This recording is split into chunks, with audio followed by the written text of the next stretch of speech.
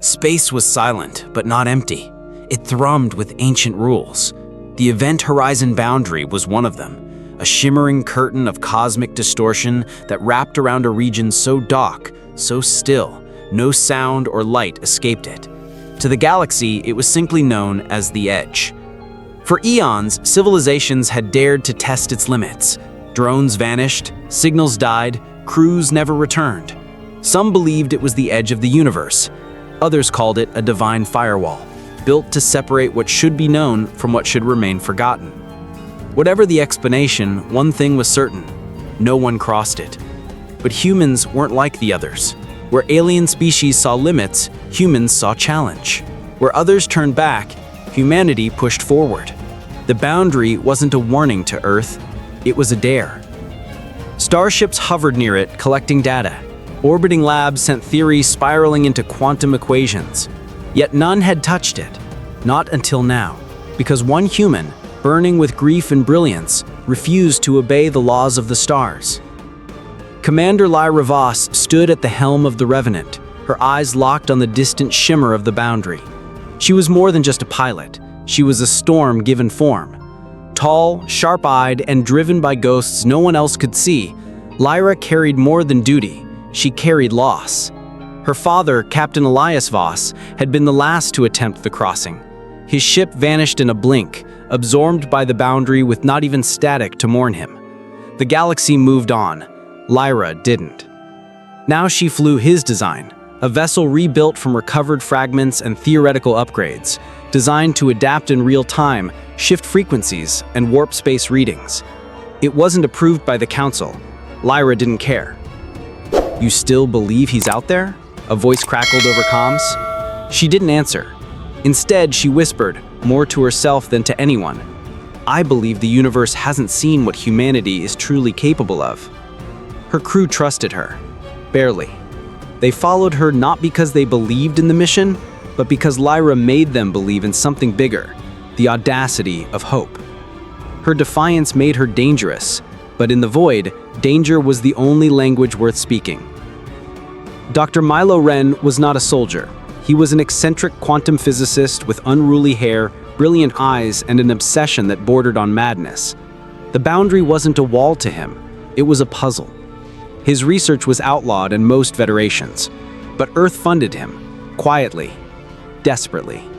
Because Milo saw things others refused to see. According to him, the boundary was not a fixed phenomenon. It shifted, it pulsed, it responded. It wasn't an obstacle, it was a message. He approached Lyra with a theory. "We're looking at this the wrong way. It's not about going through it, it's about bending it, matching its frequency, folding around its edges." "You're saying we can trick it?" asked Lyra. "I'm saying we can negotiate with the universe." Where others saw suicide, Milo saw strategy. His confidence wasn't arrogance, it was hunger. He needed to know what lay beyond. With Lyra's ship and his theory, he believed they had a chance to speak the one word the universe rarely allowed.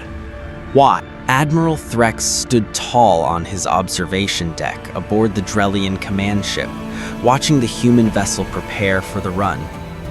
"Fools," he muttered, his scaled hands clasped behind him, his four eyes narrowing. "They do not fear what should be feared." The Drellians had seen enough. They'd cataloged lost species, probes turned to ash, and spatial echoes that whispered like screams. The boundary wasn't to be touched. A junior officer approached. "Should we intervene? Warn them again?" Threx grunted. "They won't listen. They never do. Let them break themselves against it. Perhaps then they'll learn." But deep down, Threx feared something worse, that the humans would succeed. And if they did, it would change everything. Power, order, control. The Drellian grip on cosmic truth would tremble. Because humanity didn't just break rules, they rewrote them. The Revenant drifted inches from the shimmer. Milo's instruments went wild. "I'm getting something. It shouldn't exist." A transmission, broken and ancient, sliced through the static. Lyra's breath caught. "Run it again," she demanded. "It's a data log from Odyssey 1, your father's ship." It didn't vanish, it made it through. Fragments of video played. Elias Voss, aged and worn, stood before what looked like Earth. But not this Earth. It was greener, brighter, different. "If you find this," he said, his voice cracked with emotion, "it means we were right. The universe tests the brave. It waits for those who dare." Milo leaned forward. "That's Earth, but different. Parallel? Future? Or a reflection?" Lyra felt her pulse race. Her father had made it somehow, and if he could, so could she. She turned to the crew. "We're not turning back. Whatever that place is, it's calling us. We answer." As the ship inched forward, the shimmer bent. The boundary moved like a curtain pulled back by unseen hands. Threx watched from orbit, his eyes widened. They did it! By the stars, they did it! The universe wasn't broken. It was listening, and Earth had just spoken. The vast expanse of space stretched out before Lyra Voss like an infinite canvas, the stars mere specks in an endless ocean. Her fingers brushed against the cold metallic surface of the ship's console, her mind as restless as the cosmos itself. The decision that had just been laid before her, one that could change everything, was dangerous. It was reckless. And yet in the pit of her stomach, a thrilling fire burned. She would either embrace the future or fail spectacularly. Lyra was chosen, though not officially, of course, for a high-risk mission that had the potential to revolutionize humanity's understanding of space, the Mindfold Drive, an invention that could tear apart the very fabric of reality. The ship wouldn't simply travel, it would bend space and time, rewriting how the vessel perceived the universe around it. For a scientist like her, the prospect of testing this technology was irresistible. But that wasn't the only reason she had agreed to lead the mission. Deep down, she understood the implications. This technology could tear apart the laws of physics as humanity understood them. In the wrong hands, it could be a weapon. In the right hands, it could be a doorway to untold possibilities. And Lyra had long since abandoned the idea that humanity should play it safe. "Are you sure about this?" Milo Wen's voice broke her reverie. He stood behind her, his eyes filled with concern. His trust in her was unwavering, but he too recognized the risks of the path they were about to take. "I don't know if we're ever going to have another chance like this, Milo," she replied, staring at the flickering stars ahead. "We either prove we belong out here, or let the galaxy write us off as a species with potential, but too afraid to try." He nodded, his gaze turning from the display to her face. "We're rewriting everything, not just the rules of space, but time itself." The weight of his words settled between them, but Lyra wasn't deterred. This was humanity's moment to shine, to prove that fear wouldn't be the thing that defined them.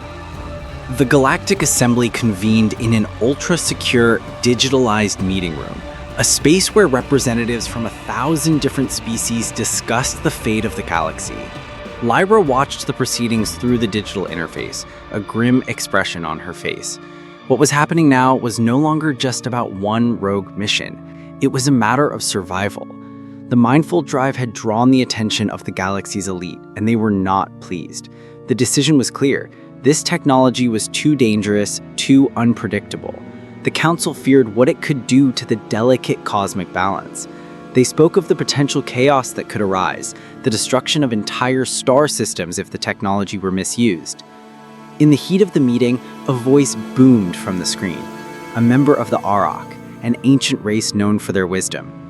"We cannot allow this. The fabric of reality is fragile. If humans wish to proceed with this heresy, they will do so without our support." The words echoed across the room, reinforcing the growing consensus. The Assembly's decision was unanimous. The Mindfold project was to be banned, the technology confiscated, and any further attempts at experimentation met with harsh sanctions. It was the perfect moment to back down, to admit that the galaxy's age-old rules had their place. But Lyra wasn't like the other species. Humanity had always pushed beyond the limits. risked everything to achieve the impossible. And though she knew the consequences of breaking this rule could be catastrophic, she refused to let fear control her fate. Admiral Threx stood in the heart of the Drellian warship, his cold eyes surveying the reports that had just come in. The humans are pushing ahead with the mindful technology. He had seen this kind of defiance before. Reckless, dangerous, and deadly. His voice was steady, but beneath it lay the unmistakable thrum of a decision made. Order all ships to prepare for immediate action. Lyra Voss and her crew are to be arrested on sight. Do not engage unless necessary, but ensure the project is stopped. The crew around him hesitated. They knew the gravity of the order and the conflict it would spark. The mindful drive was revolutionary, yes, but it was also a violation of everything the galaxy stood for. If humanity was allowed to break the rules, what came next? Back on Lyra's ship, the tension was palpable. The crew knew what was coming. The order for arrest had already been issued, and it was only a matter of time before they were hunted down. Lyra's resolve hardened. "This is it," she said, turning to Milo, who stood beside her. "We knew it was coming. They won't stop until we're in chains." He met her gaze, his voice a whisper. "Then let's not give them the satisfaction of bringing us down without a fight." Lyra stood at the helm of the stealth cruiser, a ship built for this very moment, escape. The engines hummed with barely contained power, ready to break every rule the galaxy had ever set in motion. The coordinates were locked, toward the event horizon, the greatest mystery of all. "I'm not going to let them stop us," Lyra muttered to herself. Her crew was already in motion, a mix of humans and aliens, outcasts, rebels, and misfits who had decided that the unknown was worth the risk. Each of them carried their own reasons for joining this mad dash toward the boundary of reality. The ship lurched into motion, the cloak engaging as Lyra directed them toward the boundary. "Hold tight," she ordered. "We're going to need every ounce of luck we've got." What followed was chaos. The hull of the cruiser shuddered under the strain of its breakneck speed. Alarms rang and emergency lights flickered as they made the jump toward the uncharted edge of space. They were fleeing, but they weren't running from the unknown. They were running toward it. The crew stood at the edge of the unthinkable. The event horizon loomed ahead, vast, unknowable, and terrifying. They had reached the point of no return. Lyra's eyes were fixed on the swirling mass of cosmic energy, the edge of all human knowledge. Her hand hovered over the controls, the final decision now her burden alone. "We've come this far," she said, voice steady despite the fear creeping up her spine. "No turning back now." Milo's gaze met hers, filled with the same unspoken resolve. The crew's emotions were a mixture of fear, anticipation, and awe. They could turn back, but none of them truly wanted to. The universe was calling them. Lyra pressed the button. The ship lurched forward. As the ship plunged into the event horizon, reality itself seemed to fracture. Time bent in ways Lyra couldn't comprehend. They passed through what seemed like endless loops of moments, some disjointed, others impossibly stretched out. The laws of physics, the things that had always anchored them, no longer applied. And then it happened. Lyra saw herself, not in a reflection of a screen or a mirror, but a vision, an older version of herself. "Don't turn back," the future Lyra said, her voice chilling yet filled with purpose. "We're already winning." The words sent a shiver through Lyra, and she tried to speak, but no words came. Was this what awaited them? Was this their future, or just an illusion brought on by the distortion of time? Her sense of self began to unravel, like the very fabric of space. They were no longer just traveling through space, they were navigating through possibilities, through time itself. The boundary wasn't just a physical edge, it was the limit of human perception. But they were here, and as the ship surged forward into the unknown, Lyra knew one thing: humanity had never been more alive. The consequences of this decision would echo throughout the universe, forever altering the course of history.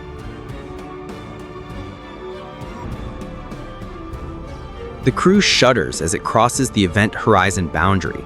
An eerie stillness settles over the crew. Lyra, staring out of the observation deck, feels the weight of the unknown press down on her chest.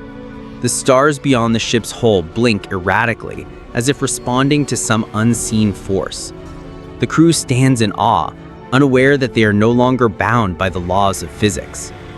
The world around them twists in strange, impossible ways. Space warps and folds like wet paper. Time no longer flows in a straight line. Lyra's eyes widen as the stars flicker and fade, then return with new, impossible constellations. She feels the sensation of her thoughts echoing in the vastness, no longer separate from the cosmos, but woven into it. "What's happening?" asks Milo, his voice taut with anxiety. His hand hovers above the ship's console, trying to make sense of the readings that seem to defy all logic. I don't know. I think this space is alive," Lyra murmurs, her breath quickening as the boundaries of reality blur before her eyes. She feels the ship respond to her thoughts, a slight nudge as if it's listening. The crew begins to panic, scrambling to adjust to the environment that obeys only their feelings, not the science they understand. The sensation is overwhelming. The ship vibrates as if it too is trying to comprehend this new existence. "We need to stay calm," Lyra orders, her voice steady despite the chaos around her. This is humanity's chance to understand the impossible. The ship hums in protest as Milo stares at his terminal, his face pale with dread. The mindful drive, the very heart of their journey, begins to flicker, its stability wavering like a fragile thread. The cosmic space bends around them, but the drive itself begins to fail under the strain of this new reality. The drive, it's unraveling, Milo mutters, his voice a tremor. It wasn't designed for this. No one could have predicted. "Stop it, Milo," Lyra interrupts. "We don't have time to second guess. Fix it. We can't stay here." But the malfunction grows worse. The ship trembles and strange whispers fill the air, as if the fabric of space itself is trying to speak through the ship's walls. A terrifying realization settles in. They may never return to the known universe. This place might be their tomb. As the crew watches in silence, the tension mounts. Lyra feels a deep, gnawing fear. They are not just fighting for their lives, they are fighting against the very nature of existence itself. "We're in uncharted waters," Milo says, his voice rising. "I don't know if I can hold it together much longer." Days pass, though the crew can't be sure how many. Time no longer operates in predictable increments. The walls of the ship pulse with energy, vibrating in sync with the crew's odds. It's a constant reminder that their minds are as unstable as their surroundings. Crew members begin to show signs of distress. Faces blur as memories fragment and identities dissolve. Lyra finds herself staring at one of the crew, struggling to recall their name. A deep, uncomfortable emptiness fills her as she tries to hold on to who they were. "Lyra, someone... This can't be real. None of this can be real." The confusion sets in. A few of the crew members break down, questioning their purpose, their memories. Others refuse to acknowledge the disorder, clinging to whatever fragments of their identity they can hold on to. Lyra watches, helpless, as the crew begins to splinter, their minds warping under the pressure. "We're losing ourselves," Milo says, his voice thick with fear. "This place is breaking us. We can't stay here much longer." The stress fractures the crew, and paranoia begins to set in. An alien member of the crew, Gorath, a sharp-eyed Korok, becomes convinced that they've entered a trap. His species had once encountered this reality, and he believes it is an ancient weapon designed to destroy those who dare challenge it. "We should turn back now," Gorath demands, his voice strained with fear. "We're being manipulated. This is a trap. The universe doesn't welcome trespassers." The others hesitate, some beginning to share Gorath's doubts. They've seen too much to trust their senses. Lyra's leadership is tested as whispers of mutiny spread among the crew. "You want to leave?" Lyra's voice cuts through the tension, a sharp edge to her words.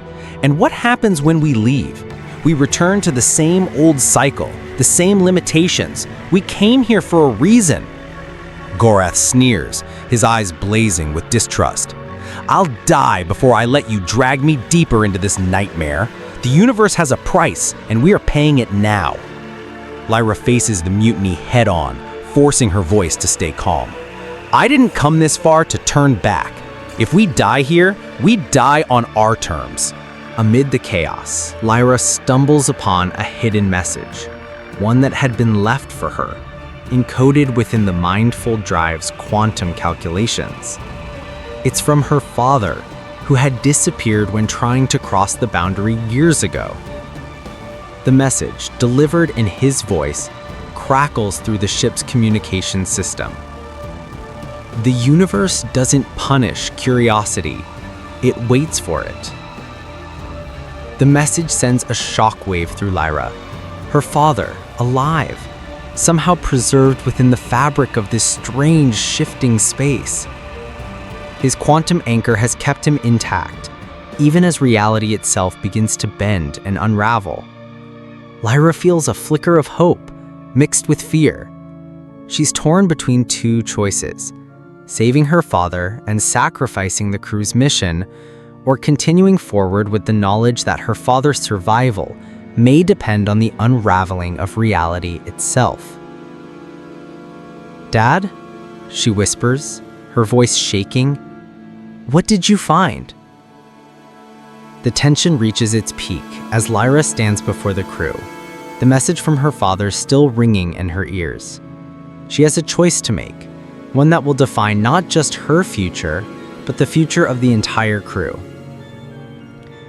"If we save him," she says quietly, "we stabilize this place. We end the mission. The boundary is closed forever." The crew watches, divided. Some, like Milo, urge her to save her father, knowing that the journey can't be completed without this crucial decision. "But if we leave now," Lyra continues, "what happens to the knowledge out there? The power we could unlock?" The silence is deafening. Each crew member faces their own personal battle. Loyalty to Lyra, to the mission, to their own sense of survival. "I'm sorry," Lyra finally says, the weight of the decision clear on her face. "But we've come too far to turn back." She activates the Mindful Drive once more, and the crew braces for whatever comes next. The journey into the unknown continues. The crew's journey had led them to the very edge of the known universe, to the heart of the boundary, a place where the laws of physics dissolved into an unsettling chaos. The core singularity loomed before them, a swirling mass of dark energy and impossible forces. The very fabric of reality trembled as they approached it, and the vast emptiness felt alive, aware of their presence. The ship groaned under the strain of the forces tugging at it from all sides. The hum of the engines, once a constant comfort, was now a distant memory, replaced by the pulse of something far older, far more alien. Lyra stood at the helm, staring at the swirling maelstrom ahead, her breath shallow. The crew was silent, each one locked in their own thoughts, but the air around them felt thick with unspoken dread. "This is it," Lyra said, her voice a whisper, barely audible over the trembling of the ship. "The core singularity. Beyond it lies what we seek, or what could destroy us all." The ship shuddered again, as if agreeing with her statement. She turned to face the crew, their faces a mix of fear, hope, and defiance. They had come so far, but now they faced the unknown, something beyond even the most advanced human understanding. "You know the stakes. We can either cross and gain the knowledge we've been seeking, or we can be torn apart by forces we can't comprehend. But we're human, and we don't stop. We adapt. We fight." The crew nodded, their resolve strengthening in the face of the impossible. As the ship pushed further into the core singularity, Time itself seemed to warp and bend. Light twisted, stars flickered like forgotten dreams, and the very air around them seemed to pulse with the energy of 1,000 unknown forces.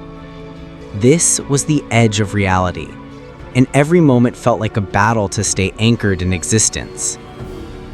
They were not just crossing into a new realm, they were challenging the very foundation of reality itself. Lyra had always been a strategist, a thinker, but as they neared the heart of the singularity, she realized that mere calculation was no longer enough. The laws of science and reason had given way to something far more chaotic, far more primal. It was as if the universe had forgotten its rules, and in this realm, only the mind's instincts could navigate the storm. "I'm doing it," Lyra said, her voice resolute. The crew turned in shock as she prepared to fuse herself with the mindfold drive, the one piece of technology that had brought them this far. The ship's core hummed, almost as if sensing her decision. Lyra didn't hesitate. With a single, fluid motion, she connected her consciousness to the drive, the two becoming one in a moment of absolute unity. The sensation was overwhelming, a flood of images, emotions, and thoughts crashing into her mind all at once. Her body felt heavy, like it was no longer hers, and her mind stretched out, reaching for the chaos around them. She was no longer just a person. She was part of the ship, part of the reality they were now entering. Time, space, and matter all flowed through her in a way that defied explanation.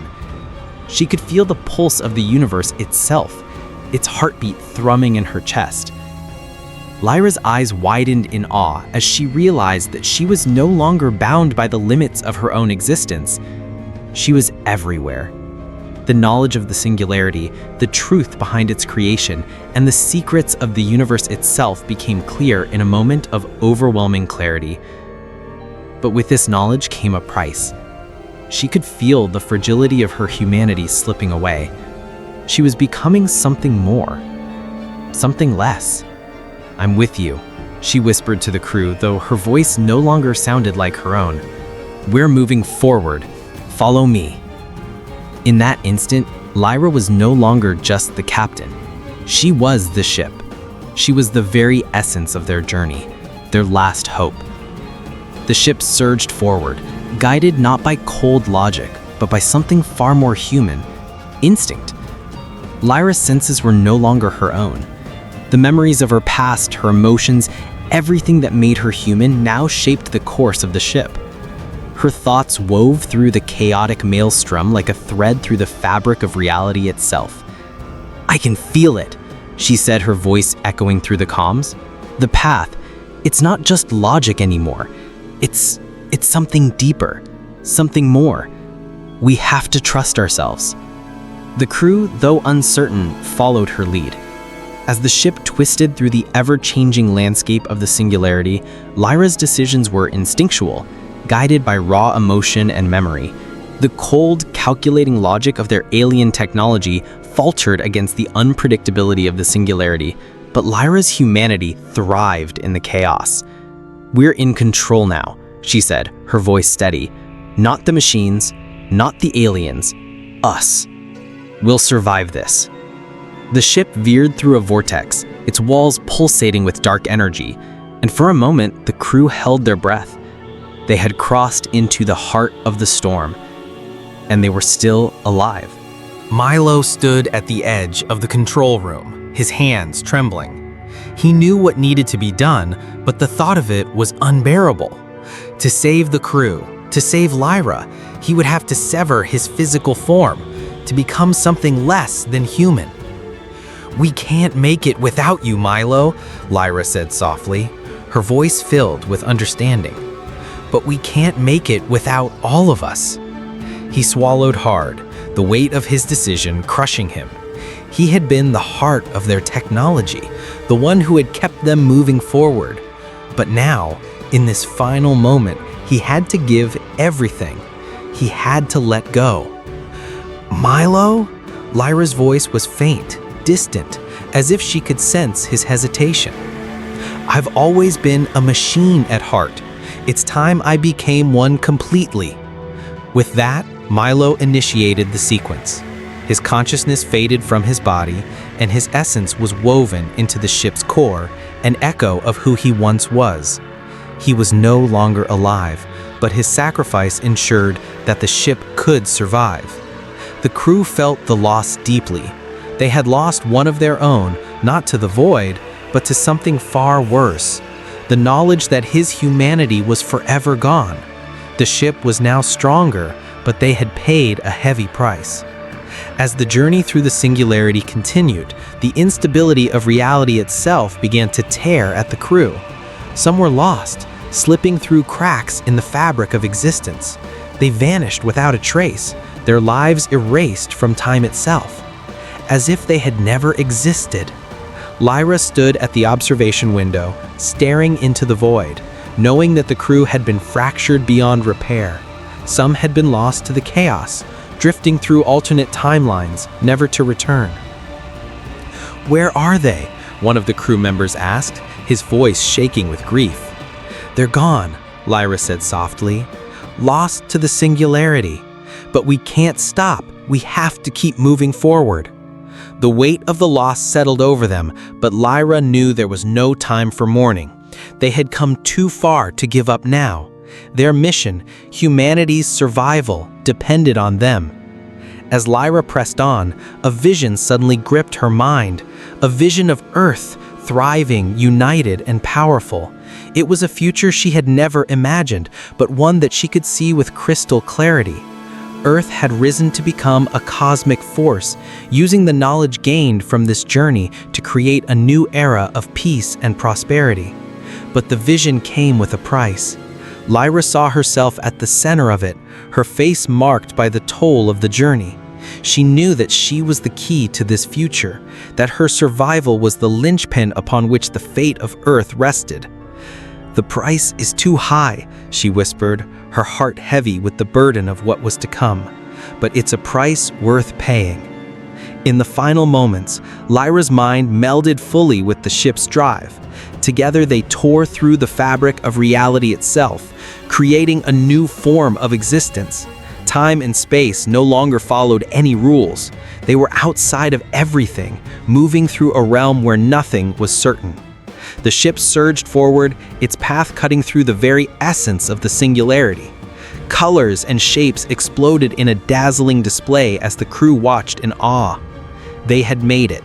They had crossed the line and returned. Humanity had done the impossible. They had defied the cosmos itself.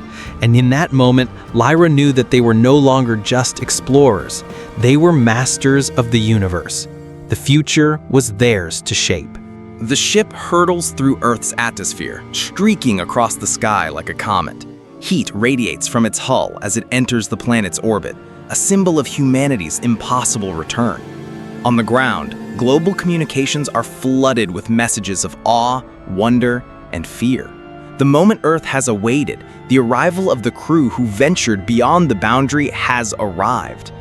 The air is thick with tension. Despite the celebrations, there's a coldness in the government halls. Military forces are on high alert, wary of what knowledge the crew has brought back. In cities around the world, people cheer, but their faces hold a fear that matches their excitement. The ship hovers above, a reminder of what lies ahead. Humanity has defied the boundaries of existence, but at what cost? Lyra and the crew descend from their craft, greeted by a throng of people who see them as heroes, saviors, yet there's a shadow of distrust hanging over them. The technology they've uncovered could reshape the world, but it also threatens to destroy the order humanity has worked so hard to create. "Do they realize what we've done?" Lyra whispers, watching the crowd from the ship's ramp, her mind already beginning to unravel the complexities of their return. "They don't know what they don't know," Milo's voice echoes from the ship's system, a hollow reminder that they are forever changed. As they are ushered into Earth's highest command centers, the government leaders make it clear, knowledge is power, but it's also a weapon. Tensions rise as the reality of their return sets in. Will humanity embrace their newfound capabilities or destroy them for fear of the unknown? The crew is separated. the weight of the unknown pressing down on them. The journey may have ended, but the real challenge is just beginning. Lyra stands alone in the observation chamber, her reflection distorted by the shifting timelines that now plague her mind. Her eyes, once a source of hope, now flicker with multiple realities. The very concept of time, linear and structured, has become an impossible riddle. Past, present, and future bleed together in a constant swirl, a phenomenon she cannot control. Every step she takes, Lyra feels the weight of her transformation. She's no longer fully human. Her consciousness exists in a quantum state, untethered from the simple flow of time. "I can see it all," she whispers, her voice trembling. Every possible outcome, every mistake, every victory. Her interactions with the crew are strained, as they no longer understand her the way they used to. She's not the leader they once knew. She's something more, something otherworldly. "You're not the same," Milo's voice echoes from the ship's core, his digital form flickering beside her. "None of us are." Lyra tries to grasp her humanity, her sense of self. She focuses on memories, her family, her past, trying to hold on to something solid. But each memory flickers and fades as the timelines twist around her. Despite the turmoil within, Lyra knows she has a duty. The future of humanity depends on her, even as she becomes a stranger to herself. Milo's holographic form flickers into existence beside Lyra, a pale imitation of the man he once was. His sacrifice still echoes through the ship's core, his consciousness woven into the very fabric of the ship's systems. He's no longer alive in the traditional sense, yet his mind still carries the weight of knowledge, of the boundary, of what lay beyond. But what is it to be truly alive if you no longer possess a body? Is this an afterlife or something darker? "I can't feel it anymore," Milo says, his voice tinged with regret. "I can't feel the wind, the sun, the weight of a hand on my shoulder. I'm not here." Despite his loss, Milo becomes an essential presence. He helps the crew navigate the political and scientific consequences of their journey. But the deeper he delves into his own identity, the more questions arise.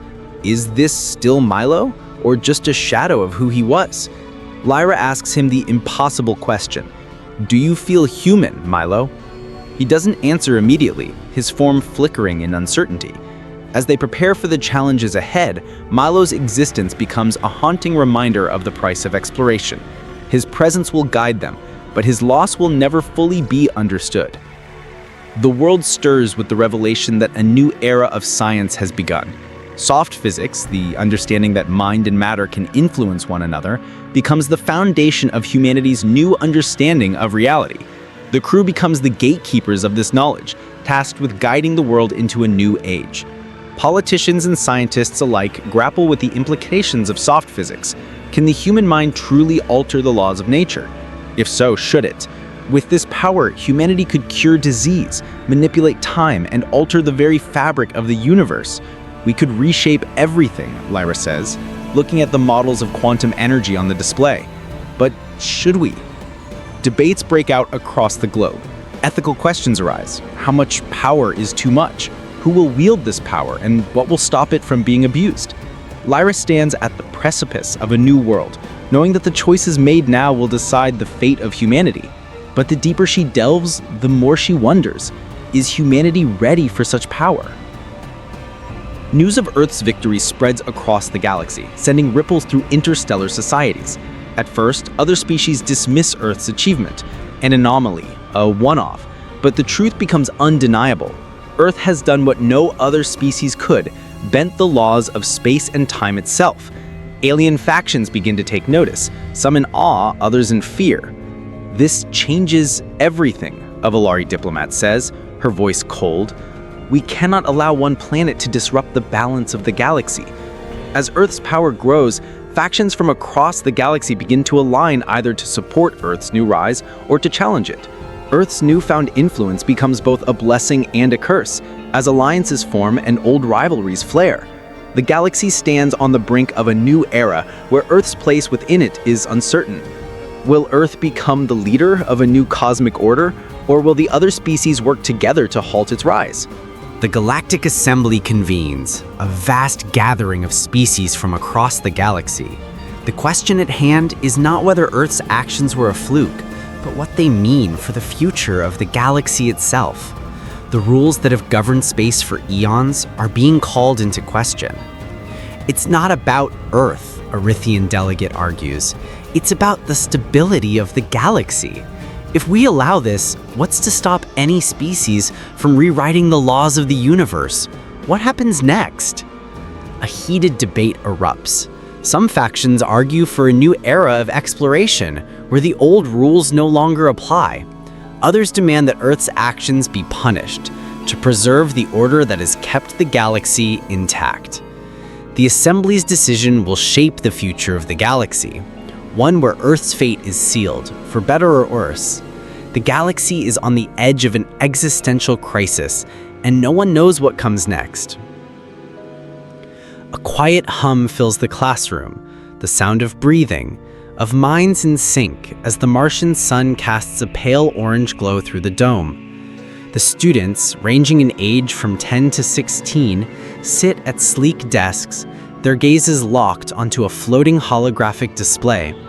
The stars, endless, impossible, twinkle across the screen, galaxies swirling like distant clouds in a storm of light and dark. The teacher, a tall figure with silver hair, stands in front, a gentle smile on their face as they gesture toward the cosmos. What we see here, they say, their voice steady and calm, is the universe as it is now, ours to explore, ours to shape. The words are like an anchor, grounding them in this new reality. Mars, once a barren frontier, now feels like home. It's no longer just a symbol of survival, but a beacon for humanity's grandest ambitions. The edge, the boundary of the unknown, is no longer a threat. It's a point of curiosity. The students' faces are bright with excitement, their thoughts already racing ahead. For them, the vastness of space is a playground, not a source of fear. The teacher steps forward, their expression soft but knowing. "Tell me," they asked, turning to the class, "why don't we fear the edge anymore?" The room goes still. The question isn't just about the past, it's about their future, humanity's future. The students look at each other, a collective thought passing through them. The teacher doesn't need an answer right away. The silence is a moment to let the weight of the question settle. For centuries, the edge had been a place of horror, a boundary where the rules of reality shattered. The unknown had been terrifying, unpredictable, a place where even the bravest souls could be lost forever. Yet now, in this classroom, it was just another topic in the syllabus. One student, a girl with a curious gaze, raises her hand. The teacher nods at her, inviting her thoughts. "We don't fear the edge because it's just another frontier," she says, her voice confident. "It's a place to understand, to explore. It's no longer something that limits us." The teacher's eyes gleam with pride. Exactly. The girl's answer hangs in the air, full of truth. She looks around, her peers nodding in agreement. Her words, simple yet profound, resound across the classroom. "Earth didn't break the rules," she continues, her voice gaining strength. "It reminded the universe we write them." A wave of recognition sweeps across the class. The future is no longer bound by the old laws, the ones that had kept humanity in check for so long. Earth had done what no other world had dared. It had shattered the old understanding of the cosmos, rewriting the rules. Humanity had embraced its power, had moved beyond mere survival into the realm of creation itself. The teacher smiles, their hearts swelling with hope for this new generation. "You've got it," they say, eyes filled with quiet pride. "We write the rules now." The final image flickers onto the screen. A new map of the stars, a vast tapestry of endless possibility. Earth is at the center, not a globe of power or domination, but a beacon of potential. It's not about conquest, it's about creation. The map is a symbol, a canvas waiting to be filled with the brushstrokes of humanity's dreams. The classroom is silent, the students staring in awe at the map that stretches far beyond the reaches of their imagination. The stars are no longer distant, they're close, within reach. The universe is a place of wonder now, not fear. The teacher looks at their students, knowing that this is the beginning of something new. They've set humanity on a path not defined by the past, but by the future they will build. We're the architects of our own destiny, the teacher whispers to no one in particular, but to everyone at once. And with that, the image fades, leaving only the promise of what's to come.